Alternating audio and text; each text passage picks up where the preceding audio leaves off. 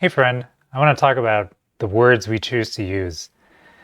This is a really touchy subject, especially in today's climate when certain words tend to cause people to have certain reactions, and then a lot of misunderstanding ensues from those reactions. And so why I wanted to bring this up to you is because it doesn't really matter which words we're using if we're not addressing the places where we're impacting each other.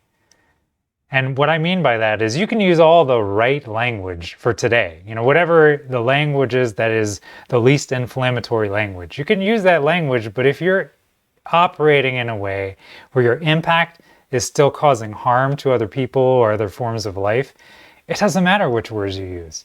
In other words, it doesn't really matter what you say. What matters is whether or not you're being an asshole. And ultimately, the only person that's going to know that is you.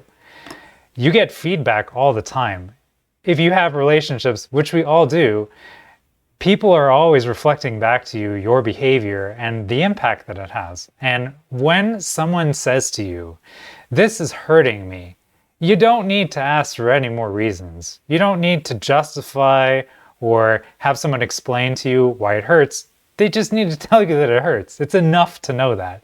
The problem is that most of us don't want to be in the wrong. We want to be right all the time. And so when we hear that, usually we become defensive and we try to say things or, change the way that the story that we have about what we're doing makes us less harmful. But the fact is, if someone's saying to you, "What you've done is causing me harm," you need to become accountable. And what that looks like is different in different circumstances. And unfortunately, we have a society that is so based in retribution or revenge. It's very difficult to understand how to actually have accountability and justice.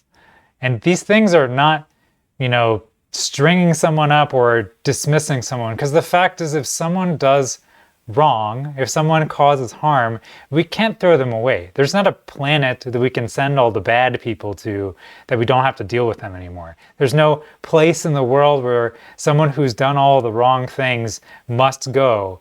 In fact, you can't really throw anything away. Where does everything come from?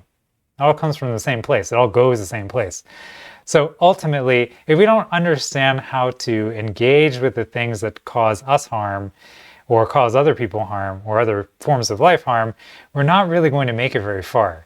We've made it thus far a few 100,000 years as human beings, and there's probably a lot more we could do with this time that we have. It's a really valuable and magical, mysterious opportunity we have just existing. And we could throw it all away trying to avoid being wrong, or trying to avoid responsibility or accountability, or we could figure out ways to address the things that are causing harm. That's a much more challenging process. And my invitation to you is, first of all, you have to soften with yourself. You have to allow yourself the opportunity to be a being in process, to make mistakes, to forgive yourself when you don't know something. Everybody, all the time, is learning. Nobody has all the answers. Everybody is forever new. You're always arriving at something new. And if you're not, then you're probably deluding yourself. And the same thing goes for other people. Everybody else is also learning all the time, and we can't expect people to know what they don't know yet. It's a very difficult thing to watch someone in their process fumble and make mistakes and hurt themselves or hurt someone else. It's very difficult to be in that position too. So we don't allow ourselves the opportunity to be in process, to be gentle with ourselves and therefore each other.